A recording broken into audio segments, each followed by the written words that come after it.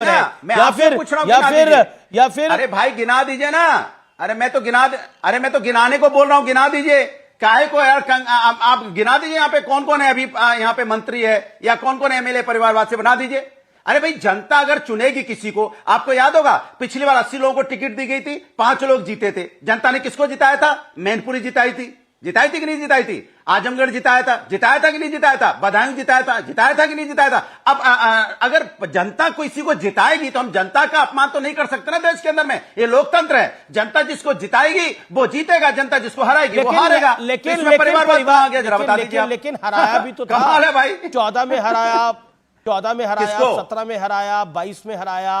हाँ। अब 24 की बारी है। अरे तो वही जनता जिताती है ना, तो वही जनता जिता रही है ना। 14 में कितने लोग जीते थे आप बताइए? 19 में कितने लोग जीते थे आप बताइए? कौन कौन जीते थे मैं आपसे पूछना चाहता हूं।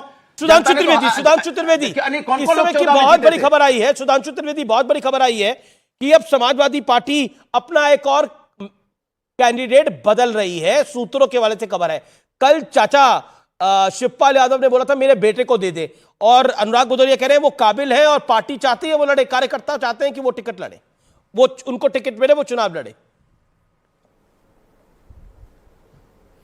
नहीं, जो अनुराग जी कह रहे हैं मैं उनकी बात का बिल्कुल समर्थन करता हूं। उनकी काबिलियत होती है और काबिलियत सिर्फ परिवार के चश्मे से दिखती है।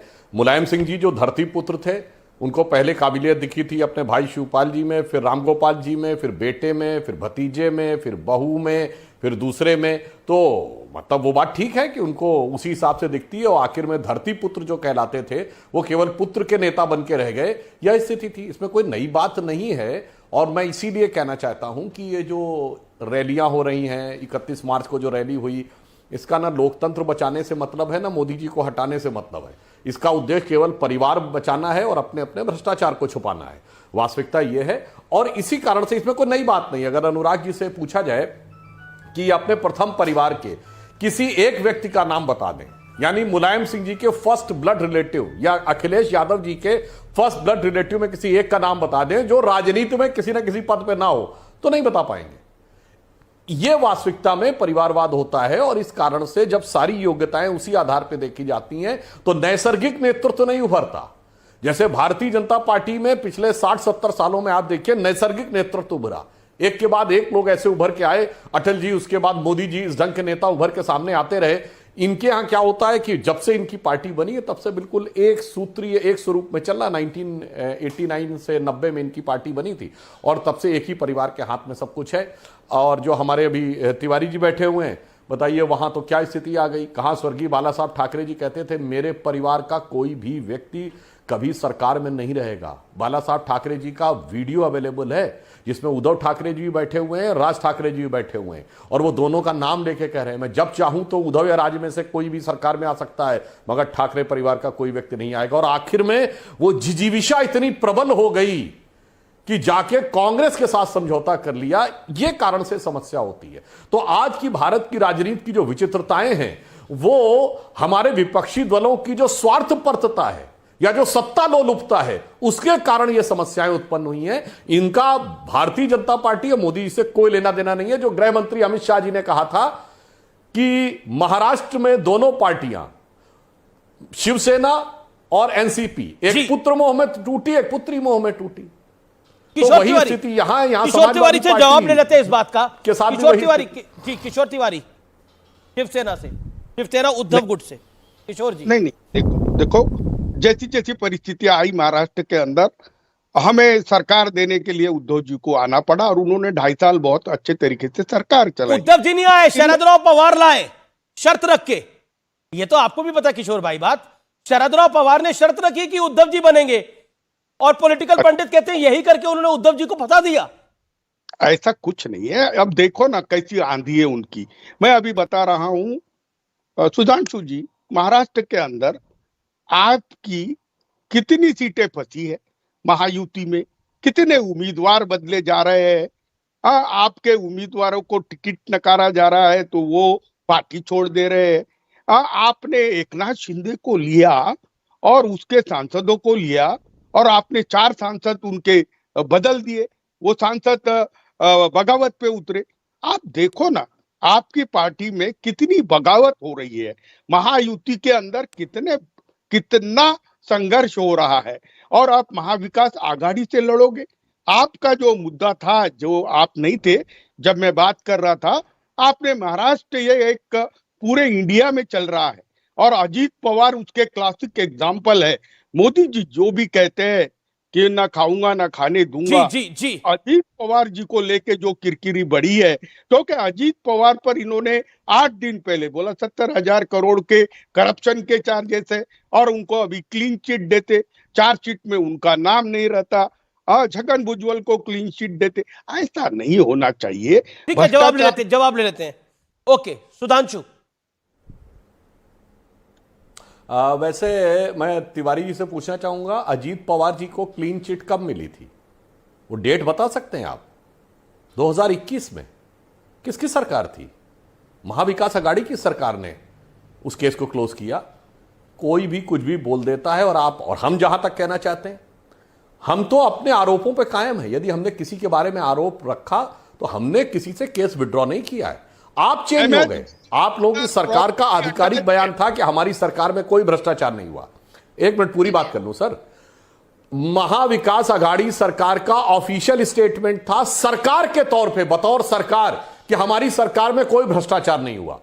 कांग्रेस का ऑफिशियल बयान था कि ऐसा कुछ हुआ ही नहीं। कि आज कांग्रेस कह रही है छाती ठोक ठोक के, हां हमारी सरकार में भ्रष्टाचार हुआ था, घनघोर भ्रष्टाचार हुआ था, हमने भ्रष्टाचार किया था। पहले हां या ना बोल दीजिए, तब हम उस बात का जवाब देने को तैयार हैं। ठीक है, जवाब किशोर तिवारी शाह रिप्लाई। किशोर शाह रिप्लाई। इसके बाद बहुत बड़ी खबर आ रही है एक और, मैं उसका रुख करूंगा। ओके किशोर तिवारी, संजय निरुपम को शिवसेना उद्धव ठाकरे की वजह से कांग्रेस छोड़नी पड़ रही है। वो कह रहे हैं कि शिवसेना उद्धव ठाकरे ने कांग्रेस को अपने मन मुताबिक झुका दिया है, दबा दिया है। वहां ममता बनर्जी दबा रही है, वहां सपा दबा रही है, वहां बिहार में आरजेडी दबा रही है, पप्पू यादव की चले चला टिकट काट दी गई। हुआ कि नहीं हुआ? कन्हैया कुमार का जो पूरा मैटर हुआ, जेएनयू में जो पूरी वारदात हुई और जो उन पे आरोप लगे, टुकड़े टुकड़े भारत तेरे टुकड़े होंगे, उन्होंने कहा था, ये आरोप उन पे मढ़ा गया, बोला गया। उसके बाद उनकी टिकट को उनको इंश्योर किया गया कि वो चुनाव न लड़ पाए, जिसको कांग्रेस सबसे बड़ा नेता बता रही थी। यानी आप सब खेल खेल रहे हैं कांग्रेस की दुकान, कांग्रेस की लुटिया डुबोने का। संजय निरुपम छोड़ रहे हैं, संजय राउत खुश है।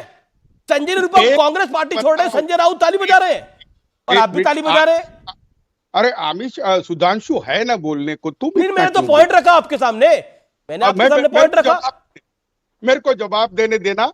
संजय निरुपम को आज कांग्रेस ने उनके स्टार प्रचारकों के लिस्ट से निकाल दिया।